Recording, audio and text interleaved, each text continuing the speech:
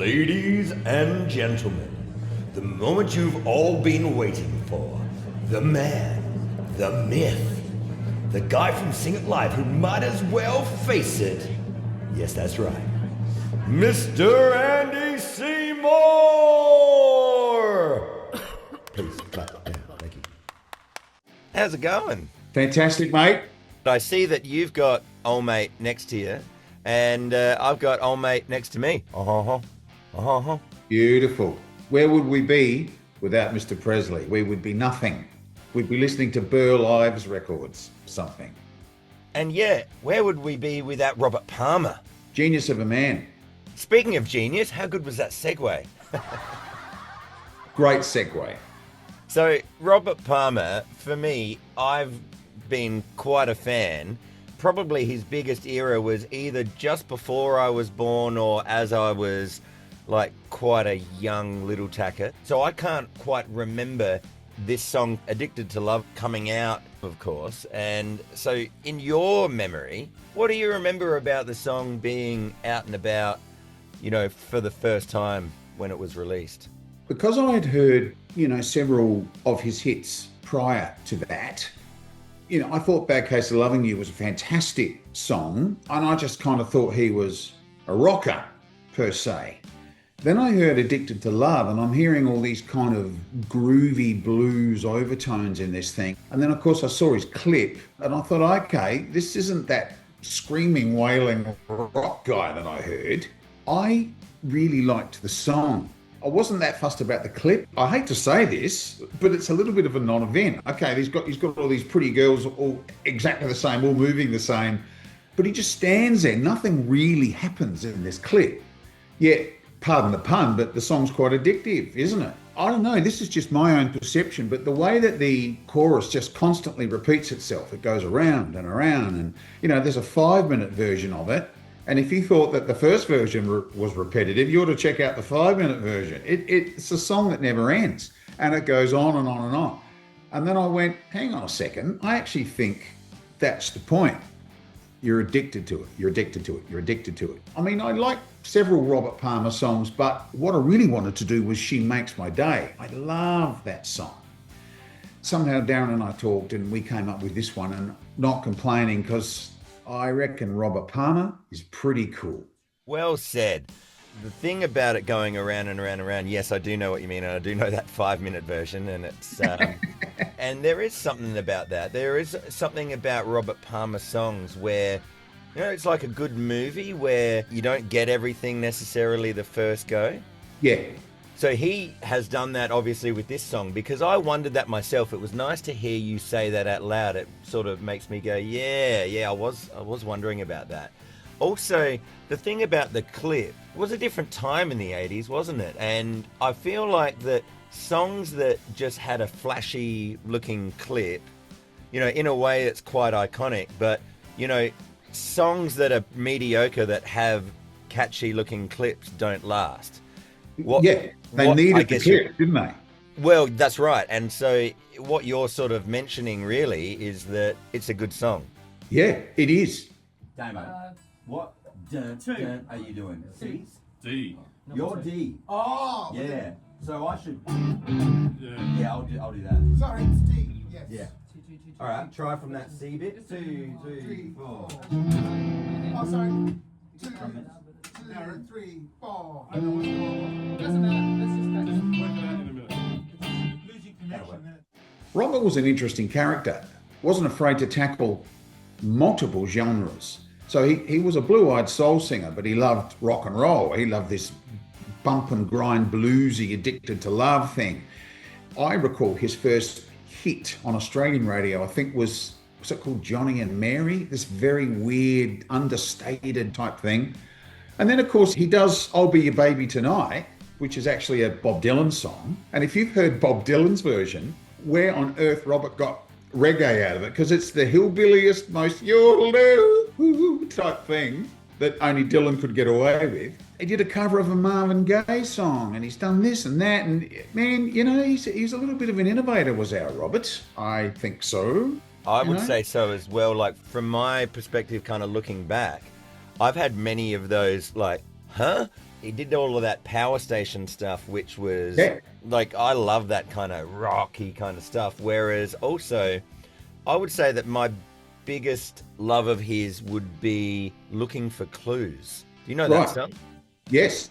And talking about a video clip, for those that are in Australia will know the TV show Rage, which is just lots of video clips on a Friday night and a Saturday night.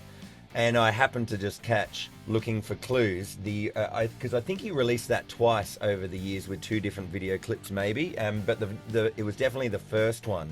And so late at night when you've really only got one eye open and you see that clip and you hear the sounds and you're like, huh?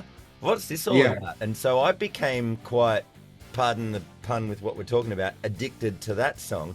I actually I used it in my morning warm up, or going for a jog kind of routine, because it's crazy, but it's good to have a bit of a jog to. So and then it sounds nothing like Bad Case of Loving You. It sounds nothing like Addicted to Love or Simply Irresistible. Like it's quite a different artist almost, but that's him. He's got so many different things to offer. Might as well face it, you're addicted to love. Might as well face it, you're addicted to love. Oh, that's cool. Yes. All right. Yeah, right. Might as well face it, you're addicted to love. No, it's my sorry. That's me. Might as well. Works perfectly. Oh, with that. Now, you and I have done a number of gigs together, and that song Bad Case of Lovin' You is one that is a part of your rep, and that's always fun to jam to. I guess we're going to have to add in Addicted to Love into the rep now, because we've never done it before. Yeah. You don't actually realise the gale force oxygen coming out of his mouth until you have to try and sing a couple of his songs. And we dropped Addicted. I think we dropped it a tone, or half a tone. I don't remember. But, there's people that go, you drop the key, you don't even do it in the original key. What difference does that make? I don't get it. That if people pick on us because we dropped it a key, but I loved the song and I wanted to do it. And I could do it in the other key, but, every time I hit those notes, a little bit of wee came out. And it wasn't good. So, yeah, we've brought it down. And it's funny because when I do Bad Case of Loving You, as you will testify, when we do that, I do that in the original key. But good Lord, I'm coughing blood by the end of it. So that is a really good point about Robert Palmer. I was just mentioning about Looking for Clues. Like, his melodies are really interesting. And that's one of the really good things that helps songs last a long time. From my experience, in my awareness, it's the songs that are clever. They don't do the usual thing.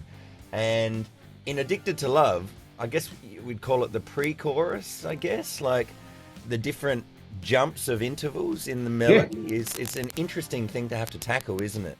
On the day when we cut that song, it's very interesting standing back and watching the whole band communicate with each other. And you and Jan, you guys were discussing the guitar parts, and then you would play something and Jan would go, yeah. Okay, well, I'll play this.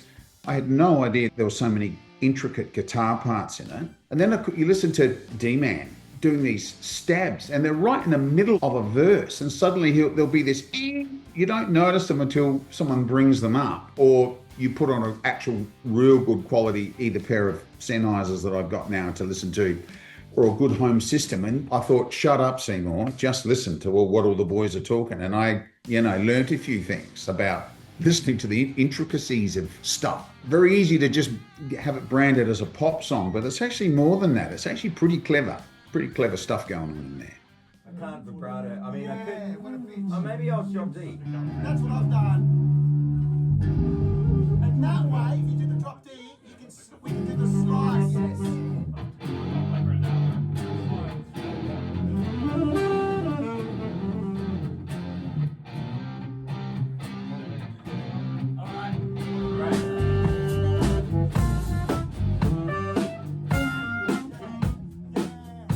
So I think for me, if I think back to, it was late 90s when I started gigging, so it was 20 27 years or so worth of being in the music industry. You've been at least, 27 and a half or something like that. Oh, And isn't it a wonderful thing, right, that you never stop learning with music? And Yeah. I find that in that situation in Darren's recording studio, that it'll be either a song that I've done before, either a lot or only a little bit, or have never even heard before.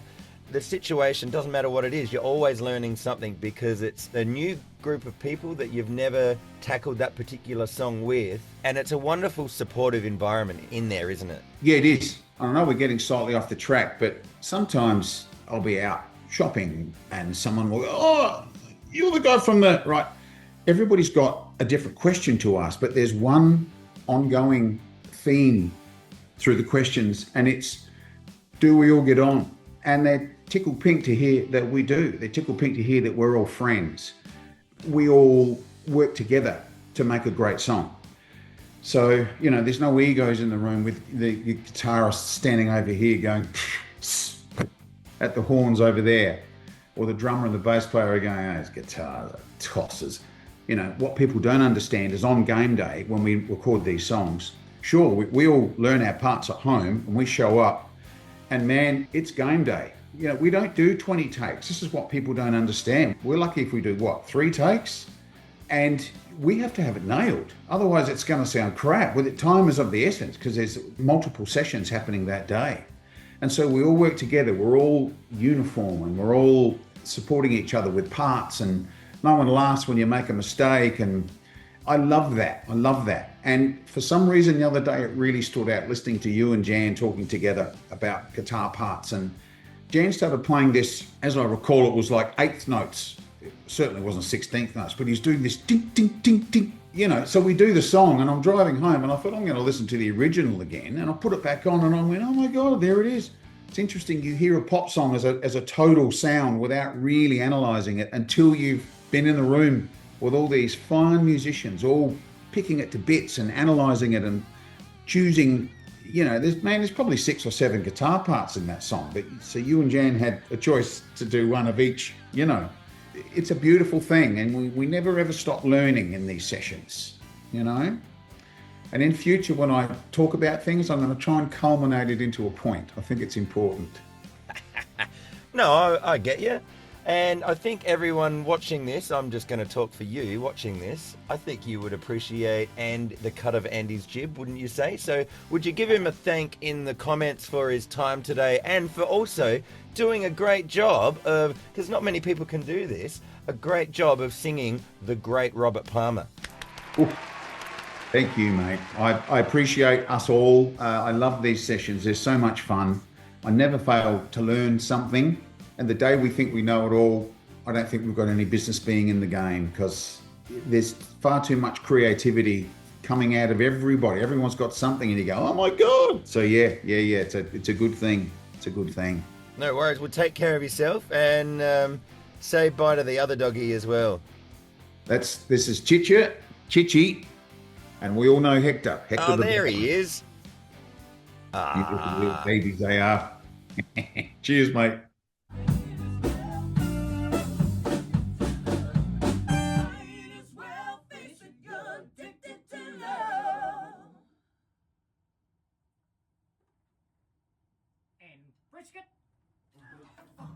What's the matter?